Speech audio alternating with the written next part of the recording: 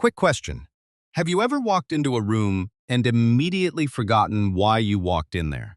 Congratulations. Your brain just ran a psychology experiment on you without asking permission. Here's the slightly uncomfortable truth. Most of what you call your personality isn't really yours. It's a collection of mental shortcuts your brain installed without your consent, and once you see them, you can't unsee them. Today, we're breaking down 12 human behavior psychology concepts. The invisible forces that shape how you think, what you choose, and why you're a lot more predictable than you'd like to admit. Quick note before we get into it, everything in this video is pulled together from a bunch of different sources online. If anything's off or needs a correction, drop it in the comments below. Alright, let's get into it. Number 1. Cognitive dissonance. In 1959, psychologist Leon Festinger infiltrated a doomsday cult. The leader had convinced followers a flood would destroy the world on December 21st, and a flying saucer would rescue them at midnight. Festinger joined to see what would happen when the prophecy failed. Midnight came. No saucer. 4 a.m. Nothing, and here's where it gets fascinating. Instead of admitting they'd been conned, many members became more convinced. They decided their faith had saved the world, that the flood was called off because they believed hard enough. Festinger called this cognitive dissonance. When reality clashes with a belief you've invested in, your brain doesn't update the belief. It updates reality. It's why people double down on bad investments, stay in relationships they know are over, and defend opinions long after the evidence has left the room. Your brain would rather rewrite the world than admit it was wrong. Number 2. Anchoring bias. In 1974, psychologists Tversky and Kahneman, these two are going to show up a lot today, ask people, what percentage of African countries are in the United Nations? But first, participants spun a wheel rigged to stop at either 10 or 65. People who spun 10 guessed around 25%. People who spun 65 guessed around 45%, a completely random number, which everyone knew was random, still dragged their estimates toward it. That's anchoring. Your brain grabs the first number it sees and uses it as a reference point for everything after. This is why the first price on a used car feels like the real price. Why salary negotiations go better when you name a number first. And why stores put the expensive item at eye level. Everything else looks reasonable by comparison. You're not evaluating things objectively. You're just comparing them to whatever anchor got there first. Number 3. Reciprocity Norm. In 1971, psychologist Dennis Regan ran an experiment where participants rated paintings alongside a stranger, actually a Confederate. During a break, the Confederate left and returned with 2 Cokes, offering one to the participant. Later, that same Confederate asked the participant to buy raffle tickets. People who received the Coke bought roughly twice as many tickets, even though the tickets cost more than the drink. The Reciprocity Norm says we feel an almost physical obligation to return favors. Someone gives you something, and your brain starts keeping score immediately. This is why charities send free address labels. Why restaurants give you a mint with the check, which increases tips by over 20%. And why the friend who always grabs the bill somehow gets you to help them move next weekend. Your brain treats generosity like a debt, and it hates being in debt. Number 4. Social proof. In the late 1960s, psychologist Robert Cialdini, before his book Influence became legendary, noticed something at a hotel. Standard sign saying help the environment, got some guests to reuse towels. But when the sign changed to the majority of guests in this room reuse their towels, compliance shot up over 30%. Social proof is the shortcut that says, if everyone else is doing it, it must be right. It's why laugh tracks exist, why restaurants label dishes most popular, and why you're more likely to ignore a fire alarm if everyone around you is ignoring it too. Which, by the way, has happened in real emergencies. Your brain assumes the crowd knows something you don't. Most of the time, the crowd is just as clueless as you. They're all looking at each other, waiting for someone else to make the first move. Number 5. Loss aversion. Kahneman and Tversky again. They found losing something feels roughly twice as painful as gaining the same thing feels good. Losing $100 hurts about as much as winning $200 feels satisfying. This asymmetry shapes a shocking amount of your behavior. It's why limited time offer works better than great deal. Why you hold on to stocks that are crashing instead of selling. Why breakups feel so much worse than getting together felt good. Even when the relationship was evenly balanced, your brain isn't wired to maximize happiness. It's wired to minimize pain. Those are not the same thing. Number 6. The framing effect. Same duo. Tversky and Kahneman presented doctors with a surgery described as having a 90% survival rate. Most recommended it. Then they presented the exact same surgery to different doctors with different wording, a 10% mortality rate. Far fewer recommended it. Same surgery. Same numbers, different words. That's framing. Your decision doesn't just depend on the facts, it depends on how the facts are packaged. 90% fat-free sounds healthier than contains 10% fat. You'll save $5 feels different from you'll lose $5 if you don't act. Politicians, marketers, and your own internal monologue all use framing constantly. The question isn't whether you're being framed. It's whether you're noticing it. Number 7. Priming.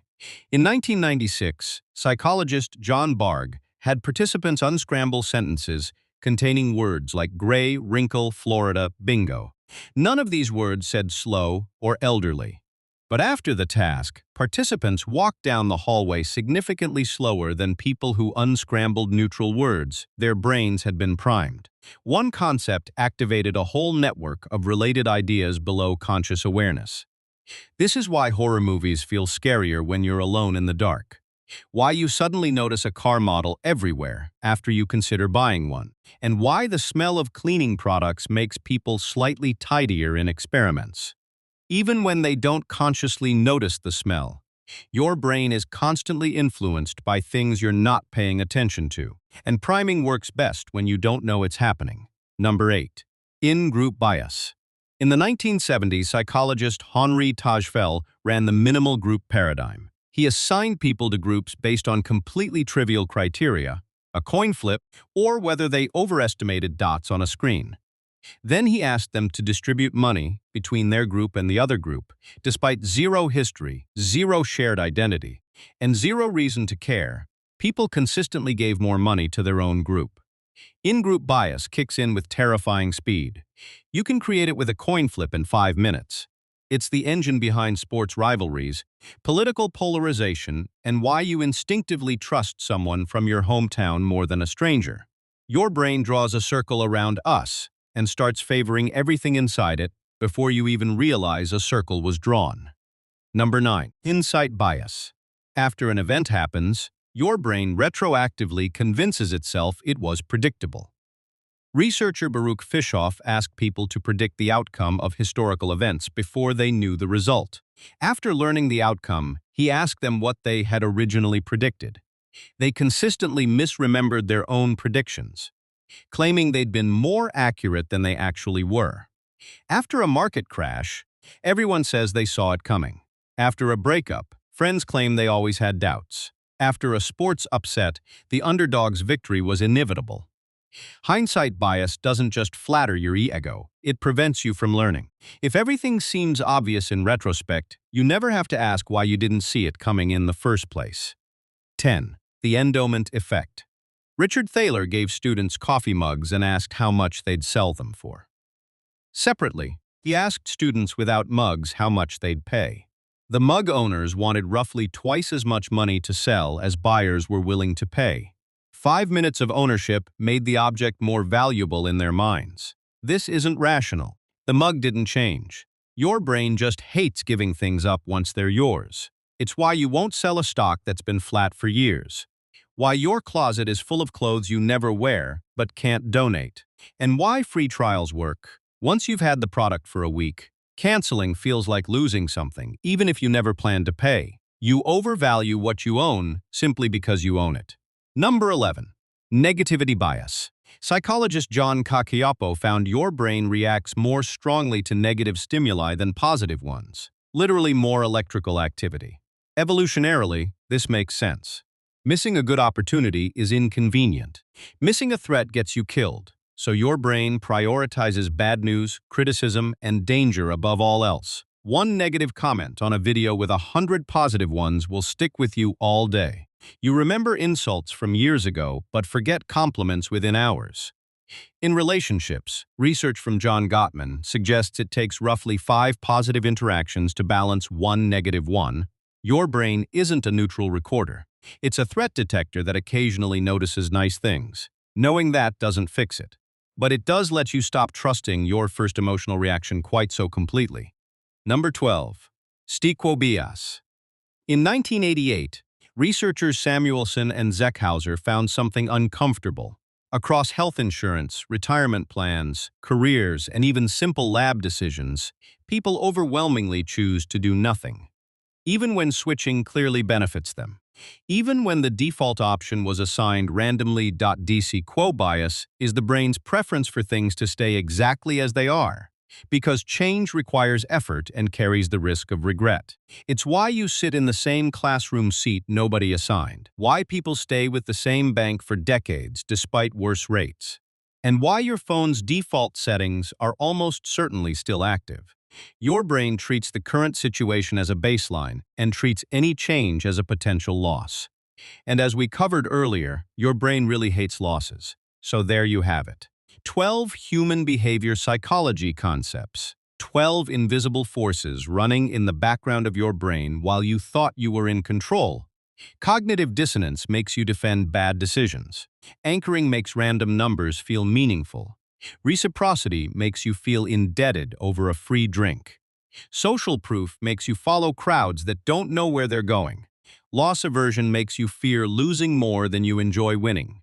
Framing changes your decisions without changing the facts. Priming influences you with things you don't even notice. In-group bias draws circles around people in seconds. Hindsight bias convinces you that you knew it all along. The endowment effect makes you overvalue your own stuff. Negativity bias makes bad things louder than good ones. And status quo bias keeps you right where you are. Here's the thing. Knowing these concepts doesn't make you immune. I still fall for anchoring constantly. I still defend decisions I should have abandoned. The difference is that now, sometimes, I catch myself. And that pause, that tiny gap between impulse and awareness, is where better decisions live. Anyway, if you made it this far, drop a comment telling me which one of these hit closest to home. I read every single one. And if you're new here, consider subscribing. We break down concepts like these every week. See you in the next one.